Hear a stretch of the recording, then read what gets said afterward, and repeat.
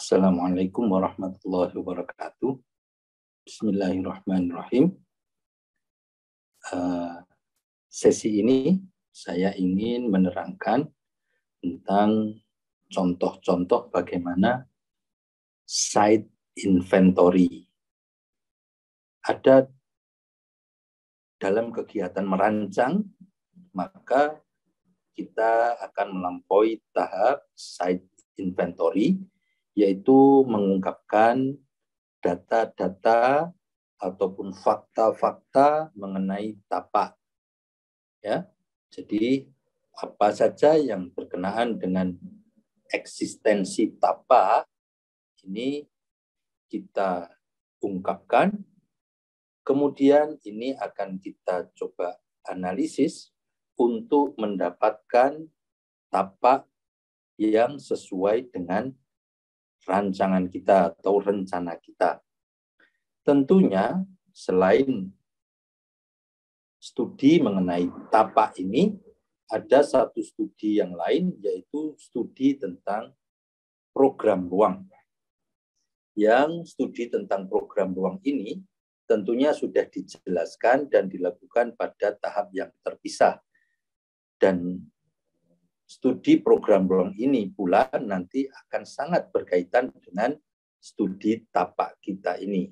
Karena bagaimanapun juga, ruang-ruang yang akan kita rancang akan kita tempatkan pada tapak yang kita rencanakan. Dalam kasus studi tapak ini, saya mencoba mengambil secara acak melalui Google Map, ya. Saya ubah dia dalam penampakan satelit sehingga akan mendapatkan satu gambar yang seperti Anda lihat pada layar ini. Ada satu site yang mencoba ditunjukkan, ya. Saya akan pilih di salah satu area di sekitar ini, sekitar Bromonilan ini, di sekitar lereng Merapi. Ya, baik. Ini adalah satu, mungkin kalian juga akan melakukan hal yang sama dari tugas-tugas yang Anda punya, pekerjaan-pekerjaan yang Anda hadapi, yang berkaitan dengan tapak dan lokasi di mana proyek Anda akan dikerjakan. Yang penting untuk diingat di dalam gambaran tapak ini adalah yang pertama, kalian harus pahami di mana arah utaranya dan berapa skala yang ditampilkan. Gambar skala di sini bisa kalian lihat di gambar kanan bawah, sudut kanan bawah. Di sana akan nampak kita set dalam Google Map kita itu, atau kalian juga bisa mendapati gambar-gambar site yang Anda akan kerjakan pada aplikasi-aplikasi yang lain dalam peta. Dari peta tadi, kita coba tracing, ya. Kita coba buat gambarannya, ya, mana bangunan, mana ruang terbuka, dan kita lihat di sini, kita telah bisa temukan di dalam peta ini adalah adanya jalan, adanya petak-petak bangunan, adanya ruang-ruang terbuka, dan ada ruang-ruang hijau, ruang terbuka hijau. Kita bisa melihat juga di situ ada sungai. Di dekat jembatan itu memang sering dipakai juga untuk aktivitas rekreasi anak-anak mandi di sungai, yang mana sungai itu telah ditanggul sedikit sehingga ada genangan air yang bisa dipakai untuk bermain atau berwisata bagi anak-anak. Yang penting dari peta gambar ini, kalian bisa lihat saya telah mengubah dari gambar foto udara dari Google Map tadi, satelit tadi, citra satelit tadi ke dalam gambar grafis yang tidak saya tinggalkan di situ. Sebelah kanan bawah ada arah utara dan juga skala. Ingat, dalam menggambarkan peta, jangan digunakan skala angka. Haruslah selalu menggunakan skala garis. Karena apabila nanti terjadi perbesaran gambar atau hal-hal yang lain yang berkaitan dengan peta, maka ukuran-ukuran skala ini akan selalu mengikuti dengan baik. Saya mencoba menunjukkan slide yang saya gunakan untuk kasus suatu proyek katakanlah ya. Bagaimana slide itu, inventory tapak ini saya mesti tampilkan dan apa yang perlu. Karena pada dasarnya yang paling penting dari site inventory ini adalah komunikasi. Kita mencoba mengkomunikasikan apa-apa yang ada pada tapak, fakta-fakta, karakteristik, profil dari tapak kepada penikmat dari tayangan kita ini. Ya, jadi ini semua kita akan komunikasikan kepada halayak, khususnya klien katakanlah ya, klien sebagai pengguna jasa dari perancangan ini, yang mereka perlu kita beritahukan tentang keadaan site yang kita letakkan pada tapak secara situasionalnya, secara konteksnya. Baik. Pertama, yang paling sering Anda lakukan, yang sering terjadi adalah misalnya adalah ini. Sering Anda menampilkan arah matahari ya, dari terbit sebelah timur dan tenggelam ke sebelah barat. Tetapi apa esensinya?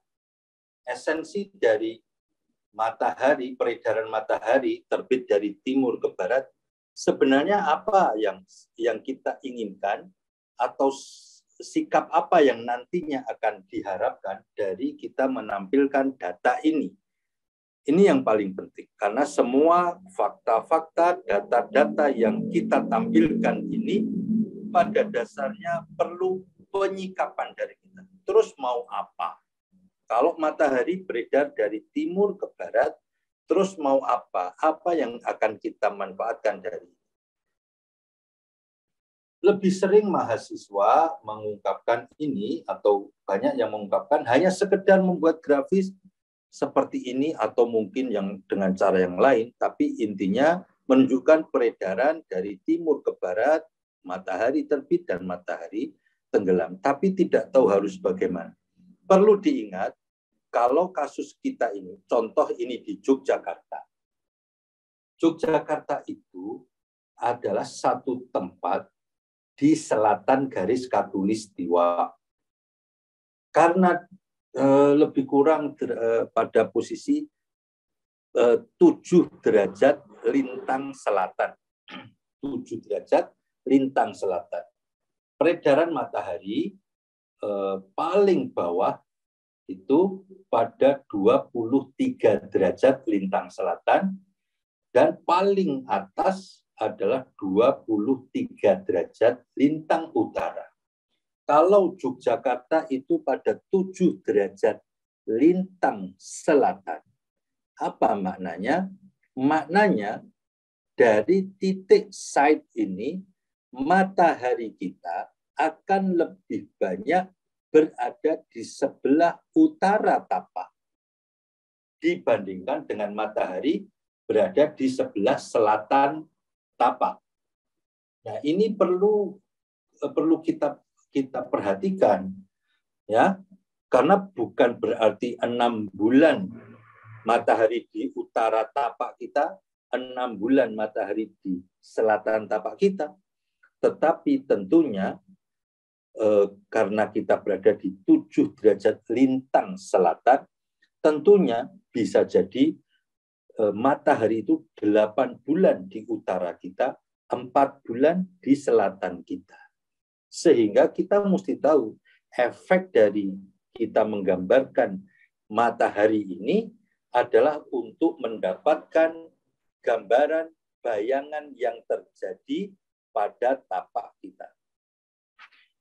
Contoh, kita akan tunjukkan kalaulah matahari itu akan kita lihat manfaatnya atau pengaruhnya pada rancangan nanti di atas tapak kita, maka kita akan melihat ada efek bayangan. Ya, ada efek bayangan yang akan mengenai kepada permukaan tapak kita. Ingat bahwa kita ini dalam konteks studi tapak kita, itu yang kita perhatikan adalah segala sesuatu yang berada di atas permukaan tapak kita. Ya, tapak sebagai wadah kegiatan, maka dia harus bisa memberi prioritas keselamatan kepada semua aktivitas yang akan diletakkan di atas tapak. Studi tapak kita hendaknya menekankan perhatian kita kepada keselamatan kegiatan yang akan kita tempatkan di atas tapak. Baik itu kegiatan manusia, kegiatan tanaman, binatang, bangunan, dan sebagainya. Keselamatan adalah prioritas utama, sehingga jangan sampai kita mengabaikan sesuatu hal, maka aktivitas yang berada di tapak kita menjadi terkena bencana. Misalnya ada kerusakan lahan karena kesalahan kegiatan penanaman sehingga tanaman menjadi musibah atau menjadi bencana bagi kegiatan dan sebagainya dan sebagainya. Di sini kita bisa melihat bayangan. Bisa jadi efek bayangan itu akan kita manfaatkan dalam desain.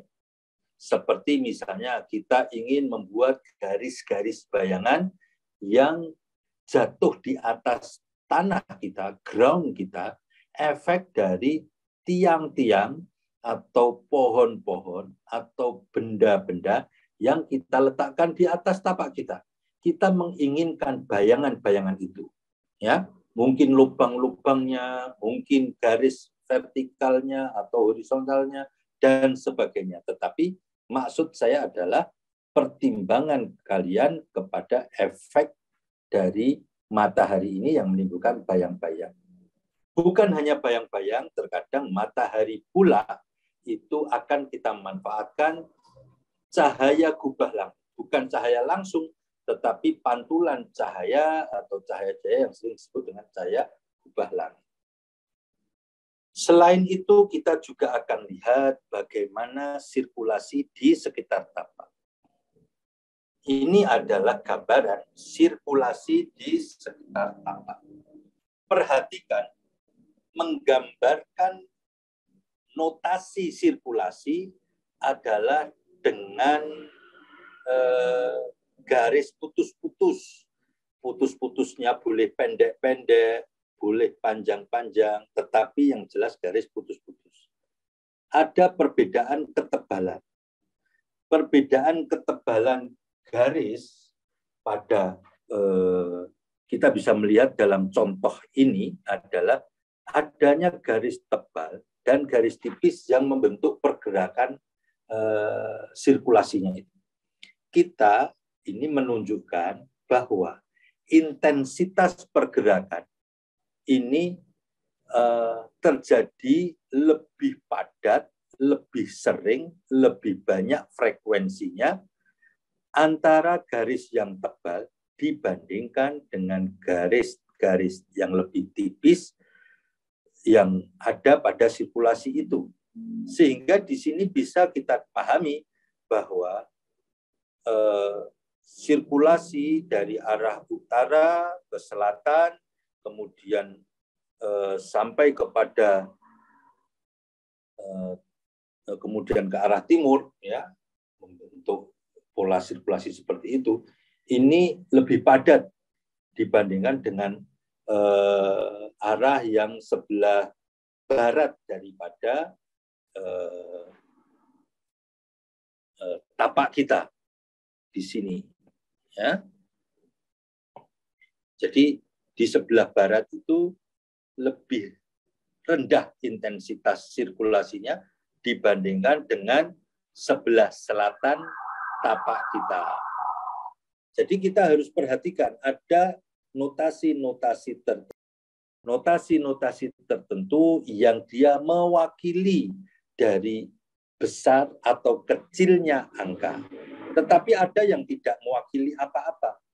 Nanti kita bisa melihat dan tentunya kalian bisa pelajari lebih jauh dari buku-buku referensi tentang tapak ataupun tentang menggambar lanskap, ya, menggambar lanskap ataupun buku analisa tapak dan sebagainya yang di sana banyak mengungkapkan contoh-contoh bagaimana mengungkapkan grafisnya secara grafis terhadap data-data di atas tapak. Selain itu tentang kebisingan. Kebisingan ini hubungannya bukan dengan tebal atau tipis dari garis. Bukan tebal tipisnya garis.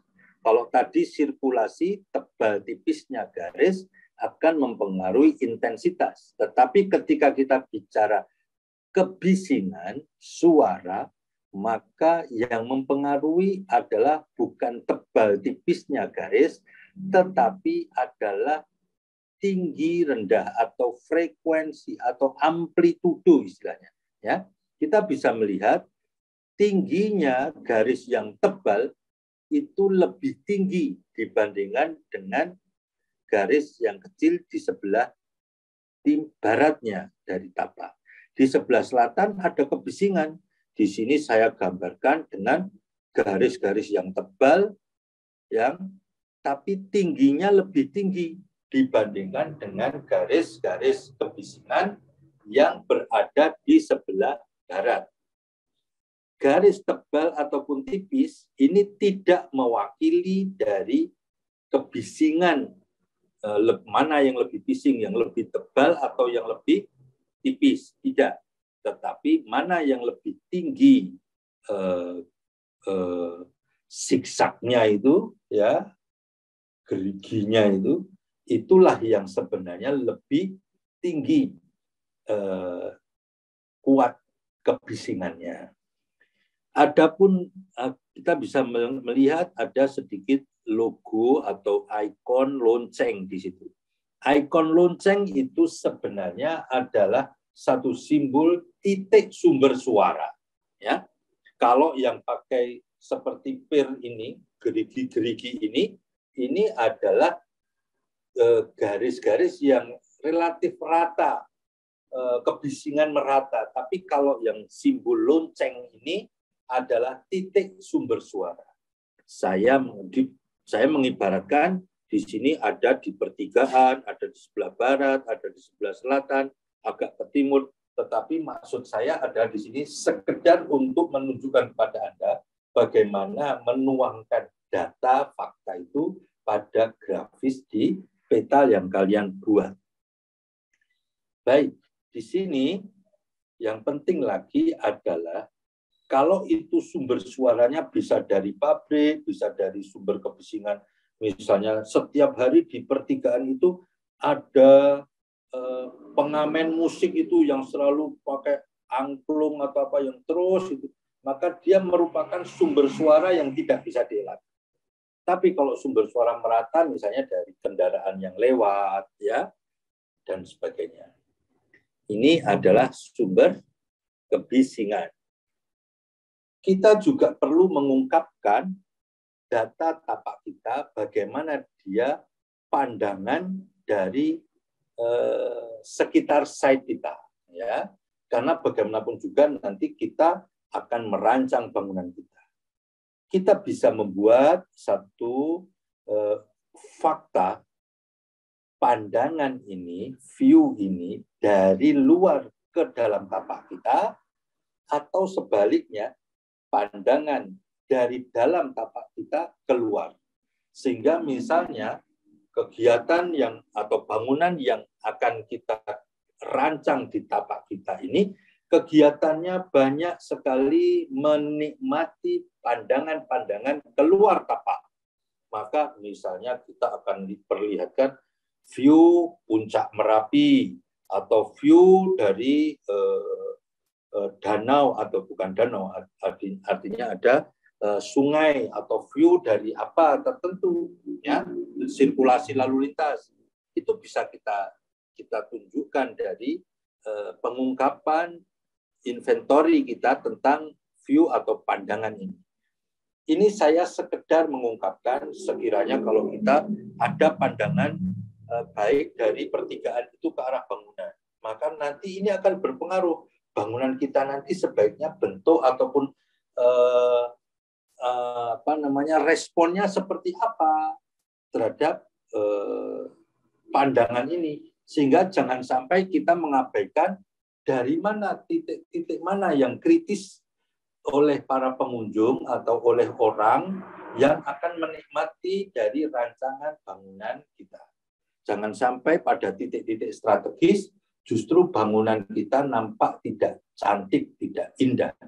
Ya, kita harus punya status strategi titik-titik dari luar tapak kita yang bisa melihat rancangan kita itu menjadi tampak sangat baik, tampak paling bagus.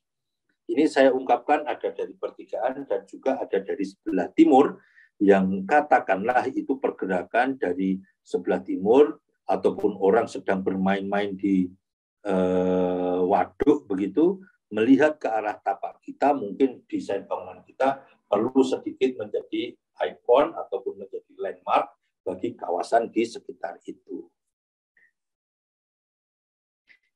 Atau sirkulasi angin atau hembusan angin, arah angin.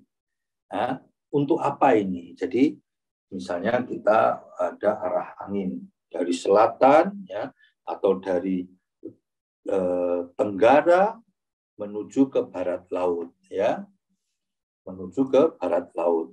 Dari tenggara menuju ke barat laut, angin itu berhembus dari dominannya lah, ya. Mungkin akan terjadi kasus perubahan-perubahan, tetapi dominannya angin itu akan berhembus dari mana? Berapa kekuatannya? Ini bisa. Angin ini juga mirip seperti dengan sirkulasi, tebalnya panah ini menunjukkan intensitas yang lebih besar dibandingkan dengan tipisnya panah. Jadi kalau di sini kita bisa melihat arah angin, ya, yang menuju dari tenggara ke barat laut lebih besar intensitasnya dibandingkan dengan arah angin dari selatan ke utara yang mengikuti atau menelusuri sungai, misalnya begitu. Sehingga diwakili dengan panah yang lebih tipis. Jadi tebal tipisnya angin ini sangat menentukan image kita atau persepsi kita terhadap besarnya angin. Jadi jangan sampai hanya semua diwakili dengan panah yang sama seperti panah apa gitu, ya, cuma sehingga tidak ada. Tapi ini ada artinya, besar, kecil, gemuk, kurusnya panah itu ada artinya, menimbulkan image yang tertentu. Baik, ini misalnya air hujan, ya, air di atas tanah, bagaimana mengalirnya. Kita tidak membicarakan air menyerap ke dalam tanah, ya, tapi ini kita mencoba melihat fakta, misalnya ini, ya, bagaimana aliran air di atas permukaan tanah apabila terjadi hujan dan sebagainya. Maka kita lihat di dalam tapak kita itu arah aliran air itu ke selatan. Arah aliran air ini tidak peduli dia besar atau kecil, arah panah di sini hanya sekedar mewakili arah. Jadi kamu gambar dengan garis tebal atau kamu gambar dengan garis kurus sama saja. Bukan berarti kalau gambar garis besar itu kemudian adalah alirannya besar. Kalau kecil enggak, sama saja. Dalam kasus data ungkapan ini aliran air, maka ini hanya sekedar menunjukkan kemana arah aliran air itu mengalir. Adapun besar tipis, besar kecilnya garis pada aliran air ini bisa saja kita gunakan, tapi bukan untuk intensitas, tetapi hanya ini jalur utama, ini jalur yang tidak utama. Itu bisa saja, tapi bukan mewakili intensitas besar dan kecil.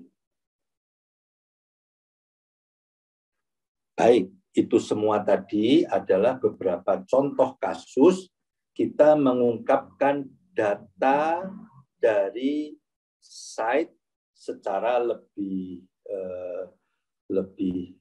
meso ya, secara skala meso terhadap lingkungan sekitar. Kita akan coba amati data apa saja yang perlu kita ungkapkan sedikit lebih detail dari tapak kita.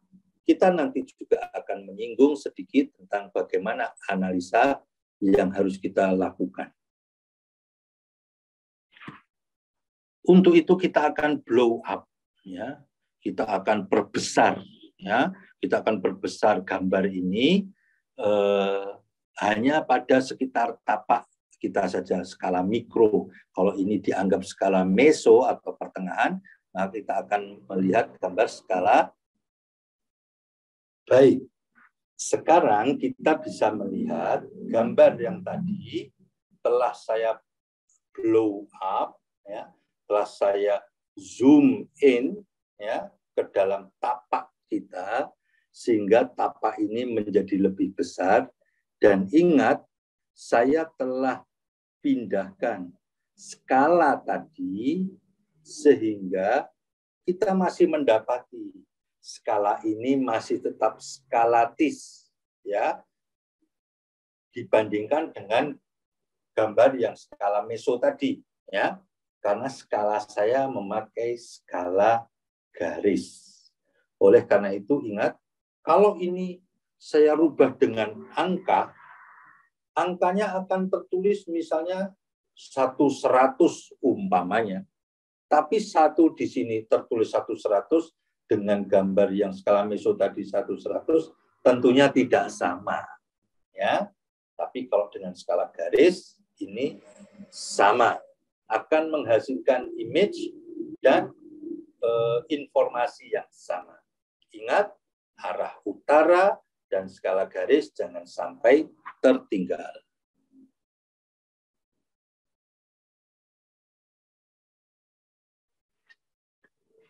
Saya akan coba perbaiki skala garis ini supaya sesuai dengan skala proporsi gambarnya. Maka saya akan coba tracing seperti ini. Kita akan mendapati, ya, bahwa sekarang skala itu menjadi gambar lebih kecil, tetapi skalanya tetap sama. Kita bisa melihat gambar yang bawah, angka yang bawah itu sama-sama 0, 5, 10-nya sama. Cuma saya ganti yang satu tidak 20, tetapi di tengahnya menjadi 15. Tapi ini skala garisnya sama. Maka kalau ini saya hilangkan, maka saya akan mendapati site saya sekarang itu adalah seperti ini. Inilah site saya untuk proyek saya.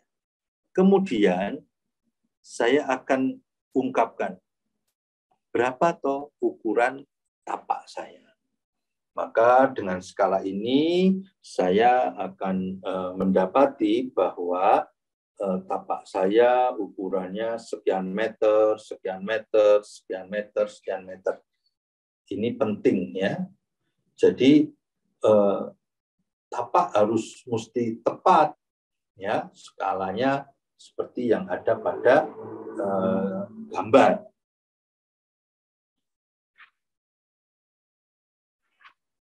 Setelah itu kita coba lihat. Kita masukkan kemudian kontur. Ya, misalnya ternyata konturnya tergambar selisihnya adalah 0,5 meter. Sehingga misalnya di sebelah kiri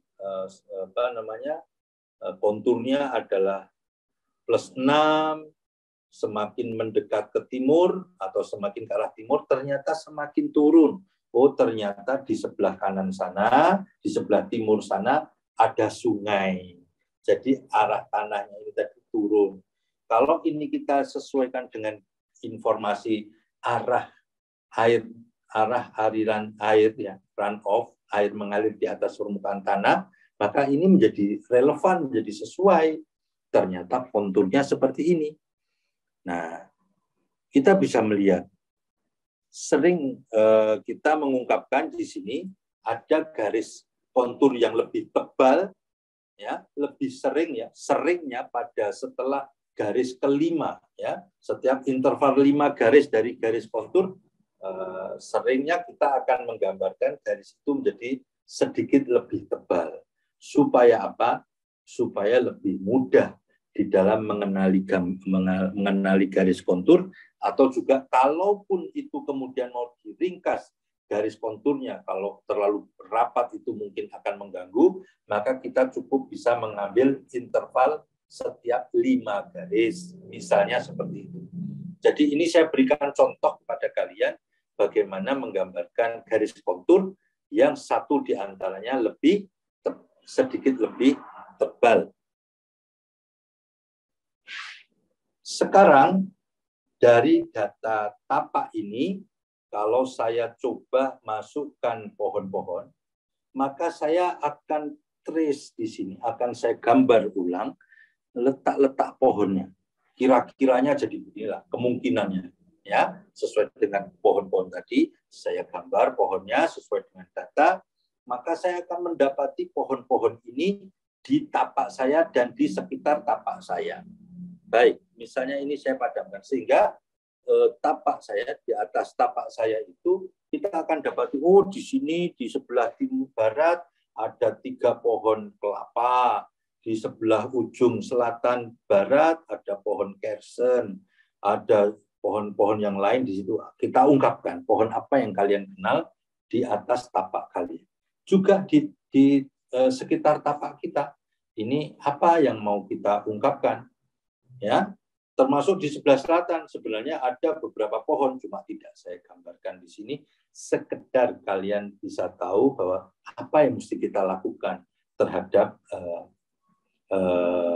inventory tapak saya. Oke, di sini kemudian kita bisa melihat, ya, bisa melihat setelah ada pohon-pohon ini, saya akan dari tapak saya ini kira-kira nanti masuknya dari mana, ya? Masuknya dari mana, ya? Maka kita bisa buat alternatif. Saya coba setelah dengan perkiraan-perkiraan, maka tapak saya ini saya coba dengan pola yang seperti ini, misalnya. Oh, masuk dari sebelah selatan tepat di tengah, ya. Bisa saja saya geser ke arah timur, ya, sedikit ke kanan atau ke barat. Tapi dengan pertimbangan misalnya, wah, kalau di sebelah dekat pertigaan nanti akan berbahaya, akan menjadi peluang kemacetan yang tinggi atau dan sebagainya. Maka ini saya tenangkan.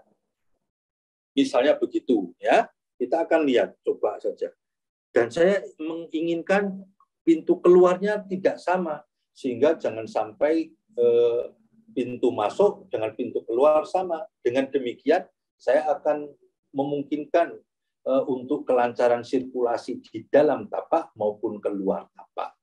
Baik, katakanlah saya mempunyai bayangan, oh kalau keadaan sirkulasinya begini, masuknya di sini, keluarnya di sebelah barat, maka akan terjadi satu pergerakan di sini itu, misalnya saja akan terjadi begini. Misalnya saja, yang seperti ini, umpamanya, ya. Karena terjadi pergerakan seperti itu, maka saya punya bayangan, bahwa zona itu terputus jadi dua. Oh, kalau begitu di sebelah barat, selatan, ya, atau sebelah barat daya sangat cocok untuk zona open space parkir. Kenapa kok cocok untuk zona parkir atau open space ini? Karena di sebelah barat daya ada pertigaan yang view dari luar itu menyebabkan kemungkinan ke dalam tapak saya menjadi bagus. Ada peluang di sana melihat ke tapak saya dengan penglihatan yang sangat optimal. Misalnya di situ ada traffic light, sehingga kita bisa mengetahui di sini akan terjadi orang berhenti kendaraan misalnya, ya, dengan berhenti kendaraan, maka dia akan melihat ke tapak saya seperti saya gambarkan tadi, ya. Begitu juga dari posisi-posisi yang lain. Ini adalah kemungkinan bagaimana kita bisa melihatnya. Ada zona di sini. Baik, karena saya letakkan posisi pintu gerbang di situ, ya, pintu gerbang di situ, masuk di situ, keluar di situ, maka akan ada pintu gerbang. Karena ada pintu gerbang, maka saya di situ akan terjadi satu poros, ya, satu poros, namanya as, ya. As, poros itu penting untuk mengorganisasikan zona-zona atau bubble diagram, ya, diagram bubble, gelembung-gelembung ruang kamu di atas tapak ini, mungkin yang sudah kamu hasilkan pada studi program ruang. Saya mengingatkan di sini, jangan sampai kalian tidak memikirkan tentang batas dari tapak. Apakah kalian akan buat dengan pagar masif, atau pagar transparan, atau bahkan pagar dengan material apa-apa, tapi jangan sampai kalian tidak memikirkan batas tapak. Seringnya kalian langsung kepada desain bangunan, tidak memikirkan batasan tapak, sehingga terlewatkan, sering rancangan yang terlewatkan. Baik, karena di sini ada as, ya, ada as dari pintu masuk, juga ada as dari pintu keluar, maka kalau dua as ini saya pertemukan, maka akan ada titik pertemuan itu, ya, ada titik pertemuan itu. Titik pertemuan ini menjadi penting. As ini menjadi penting untuk apa? Untuk mengorganisasikan ruang-ruang, mengorganisasikan masa-masa yang kamu dapatkan dari program ruang.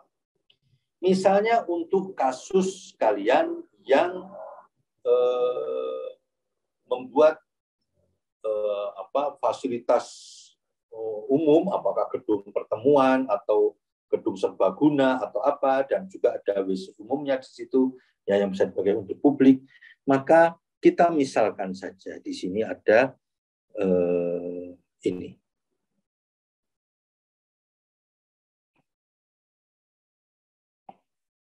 Ini. Misalnya. Oh, titik tadi, ya, titik pertemuan as begitu penting, maka saya beri 1 poin di situ. Nanti wujudnya apa? Kita tidak tahu. Apa wujudnya air mancur, apa wujudnya kanopi bangunan, atau apa, kita tidak tahu. Rancangan kamu apa, ya. Tapi ada sesuatu yang penting di situ, di mana di situ adalah titik temu antara as dari timur ke barat dan juga utara selatan. Ini ada as. Ada as dari pintu masuk dan ada as dari pintu keluar.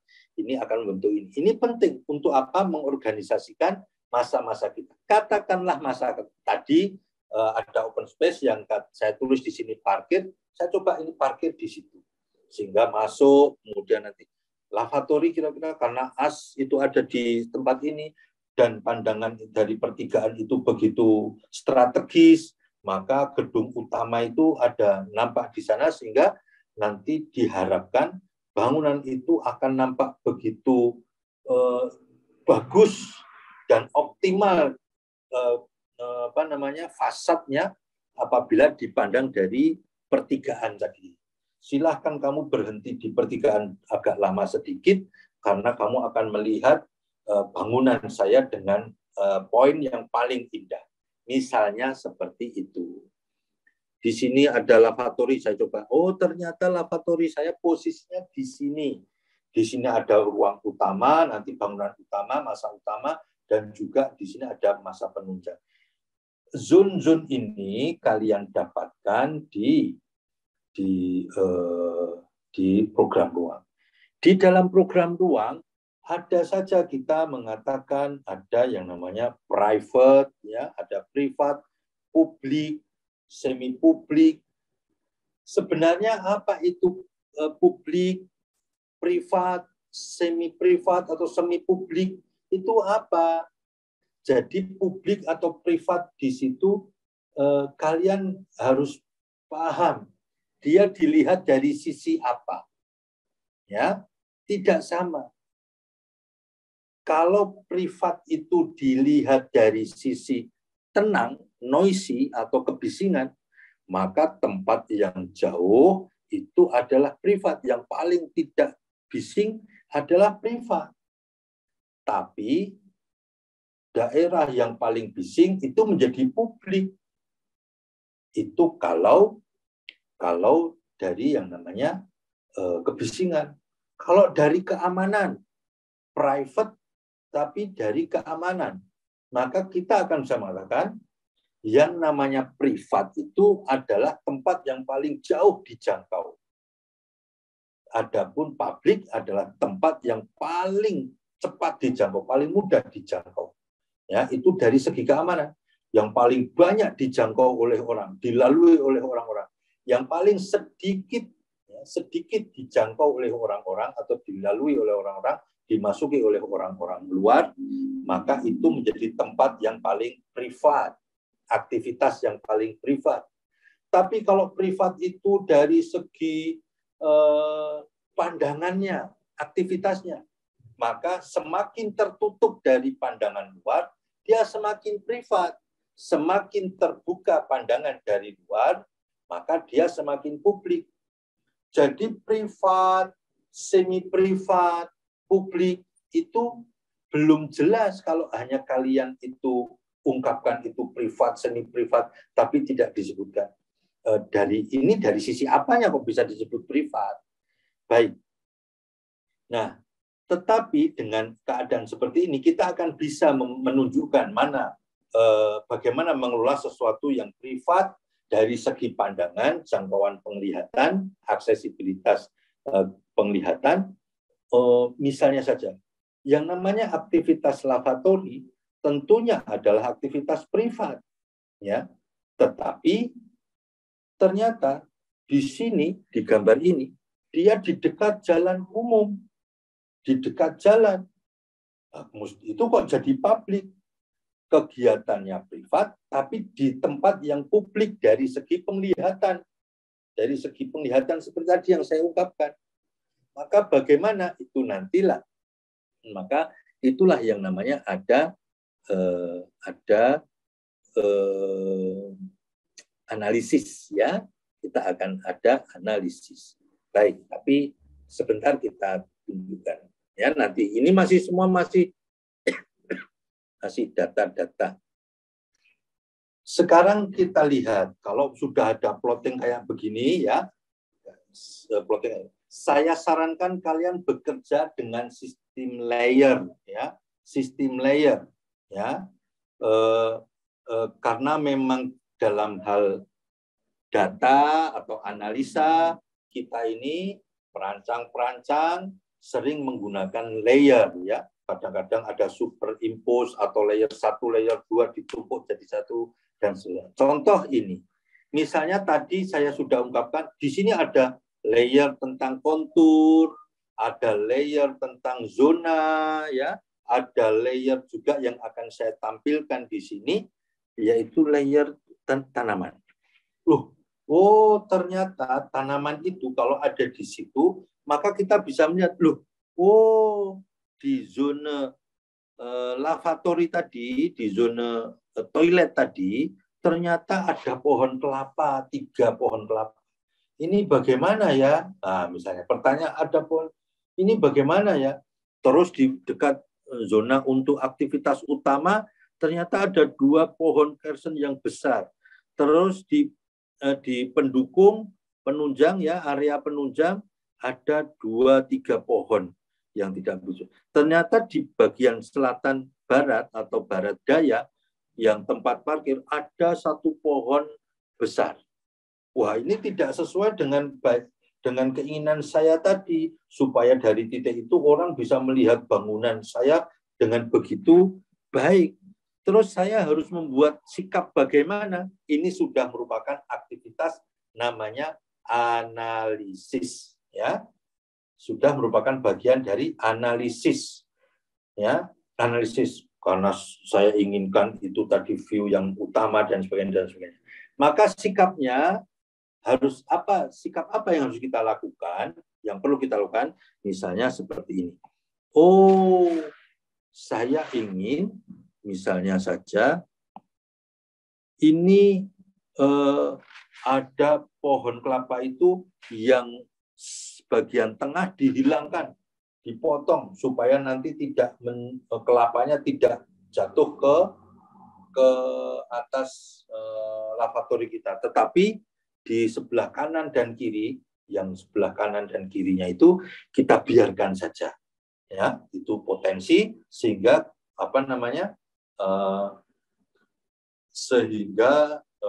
saya bisa pakai 2 pohon kelapa itu untuk membuat konsep tampilan atau konsep suasana dari lavatory saya. Misalnya suasana tepi pantai, atau suasana di daerah pedesaan, atau suasana apa yang mungkin ya ada suasana kelapanya mungkin, ya.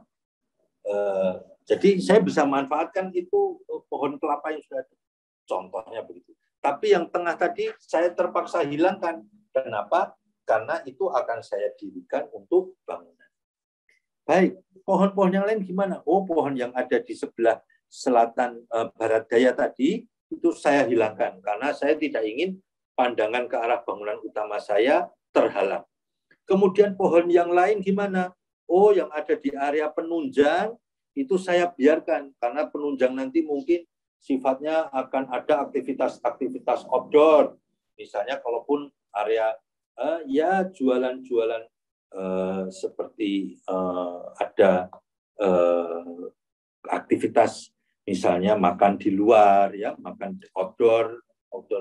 Jadi pohon-pohon yang ada ini akan sangat mendukung, ya, sangat mendukung untuk aktivitas itu, sehingga saya tidak potong, saya tidak hilangkan. Adapun pohon 2 besar yang ada di zona dekat utama itu, yang satu karena tidak terlalu mengganggu, saya kekalkan. Adapun yang mengganggu saya pindahkan. Bisa saja saya pindahkan yang ini, ya, pohon yang ini saya pindahkan.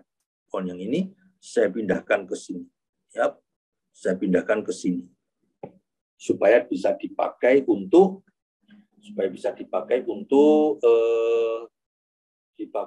apa?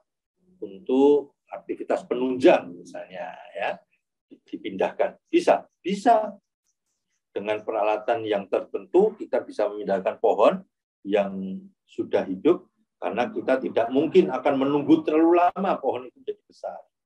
Baik. Nah, terus terhadap pohon-pohon di sekelilingnya, pohon-pohon di sekelilingnya saya akan gunakan sebagai background dari bangunan saya, sehingga bangunan saya akan nampak dilatar belakangi oleh tanaman-tanaman yang hijau, kemungkinan seperti itu. Baik, ini adalah beberapa analisa dan tanggapan kita terhadap pohon-pohonnya. Sekarang bagaimana dengan aliran air hujan atau aliran di atas tanahnya? Maka saya akan mengatur, membuat pengelolaan di sini. Karena tadi saya sudah punya data tentang aliran di atas tanah, aliran air di atas tanah, dan sekarang saya juga punya zone-zone di sini untuk bangunan, untuk masa, ya. Saya akan rancang gimana untuk air hujan. Oh, kalau begitu begini. Ini ada saya bagi menjadi 1, 2, 3, 4, 5 blok untuk mengatur aliran air hujan saya. Jadi di sekeliling pagar saya akan ada saluran yang untuk mengatasi kalau ada aliran hujan dari luar maupun dari dalam. Sehingga jangan sampai site saya terganggu oleh aliran air yang tidak saya harapkan dari luar. Dan juga begitu juga aliran air dari dalam saya jangan sampai juga mengganggu dari luar tapak saya. Ya, jangan mengganggu tanah tetangga, ini penting. Ya, jangan mengganggu tanah tetangga. Baik. Dengan demikian saya membuat perencanaan, misalnya, ya, ada blok di sini. Bloknya ada blok, saya buat blok A, blok B, blok C, blok D, blok E, misalnya. Di blok A, maka saya aliran air hujan saya arahkan ke arah utara. Blok B saya arahkan ke arah utara dan timur, juga ke selatan. Blok C ke arah timur dan ke selatan. Blok D ke selatan. Blok E ke selatan dan ke timur. Ini maksudnya untuk distribusi supaya nanti kalau kita mendesain mendesain saluran drainasi, kita tahu ini dimensinya berapa ya, ini kedalamannya berapa ya, panjang lebar, luas penampang salurannya seberapa ya, ini kita harus tahu sehingga kita bisa menentukan rancangan itu. Oh, saya akan pakai saluran tertutup. Oh, ini saya salurannya terbuka. Oh, saya salurannya begini. Ini tergantung dengan aktivitas yang akan kita lakukan di atas tapak. Ya, bisa jadi itu site-nya kalau pakai saluran yang terbuka membahayakan anak-anak misalnya, membahayakan ibu-ibu yang jalan misalnya, ya, kalau pakai sepatu high heel misalnya akan berbahaya, maka kita harus menggunakan rancangan tertutup misalnya begitu. Sekarang tadi soal zone itu kegiatannya privat tapi zonnya kok di publik. Ini bagaimana? Contohnya ini ya tadi, misalnya lavatory tadi, maka berarti saya perlukan ini. Berarti di area itu saya perlukan penghalang pandangan. Karena ini kegiatannya privat, tapi tempatnya kok di tempat yang dekat dengan jangkauan publik. Maka ini bisa menjadi gangguan kepada kegiatannya. Kegiatan privat akan terganggu karena dia terletak di zona publik. Salah, tidak. Cuma perlu perlakuan, perlu treatment. Apa treatment yang bisa saya lakukan? Rekomendasinya saya buat di sini penghalang pandangan. Penghalang pandangan nanti bisa dari macam-macam rekomendasinya. Apakah mungkin dengan dari bahan pasangan yang dicetak seperti tebing-tebing, sehingga kita di situ mandi di situ ya, lavatory kalau mandi atau dan sebagainya itu terasa di tebing begitu di pegunungan atau bagaimana ya, atau bisa jadi dari pandangan itu dari tanaman yang daun-daunannya rapat bukan yang renggang, atau dari bahan-bahan artifisial yang lain ya, bukan dari bahan bebatuan tapi dari bahan artifisial ya, dari yang lain misalnya penghalang pandangan yang jelas ya, penghalang, sehingga kegiatan lavatory yang walaupun dia di tempat dekat dengan publik, dengan area jangkauan, tapi dia tetap terjaga privasinya, menjadi privat. Itu adalah yang kita maksudkan dengan perlu pengaturan-pengaturan. Selain itu, kita juga akan atur misalnya setelah kita lihat dengan seperti ini, kita analisa, oh kalau begitu bangunan utama itu harus lebih tinggi dibandingkan dengan bangunan yang lain. Maka ini, tapi kok konturnya dia lebih rendah dibandingkan dengan sebelah baratnya. Terus bagaimana? Kalau begitu ada pengaturan tentang kontur. Misalnya begini, oh konturnya akan saya buat begini. Misalnya ya, akan saya buat dengan beberapa blok. Misalnya blok A, blok B, ya, blok B, blok C, blok D. Nah, saya buat blok-blok begini. Oh, blok A itu saya tetapkan ketinggiannya 4,5 meter. Padahal ketinggian konturnya 5,5, 6 juga. Terus bagaimana? Oh, akan terjadi cut di sini. Ini akan saya cut. Tanahnya mau dikemanakan? Oh, di sini di blok B itu tingginya 5, bahkan juga 4,5. Tapi saya kehendaki itu tingginya 5,5, berarti kurang. Maka itu nanti urugan atau hasil tanahnya dimasukkan di blok B. Begitu juga di blok D. Blok D itu tingginya 5. 5 di situ pada 5,5. Oh, nanti yang 6 dipotong, diletakkan di atas 5 dan seterusnya. Ini pengaturan dari ketinggian bangunan, ketinggian tanah ini, karena kita nanti ingin yang namanya bangunan saya yang utama itu nampak lebih tinggi, sehingga akan ada orang secara emosi, secara psikologis dia akan naik beberapa trap tangga gitu ya, dari 5 ke 5,5 ada 3 tangga, 3 trap naik 1, 2, 3 baru dia masuk ke dalam bangunan utama. Kalau mau dari parkir ya, dari tempat parkir misalnya mau pergi ke lavatory, dia turun ya, malah turun. Oh, jadi ini kita bisa mainkan kontur seperti konsep yang kita inginkan. Demikian teman-teman semua, apa yang saya sajikan dari inventory tapak maupun juga analisis dan tanggapannya. Jadi jangan sampai adik-adik mahasiswa khususnya membuat istilah ini inventory tapak atau analisa tapak, ditulis analisa tapak kok ternyata isinya inventory, tidak ada tanggapan, tidak ada apa-apanya.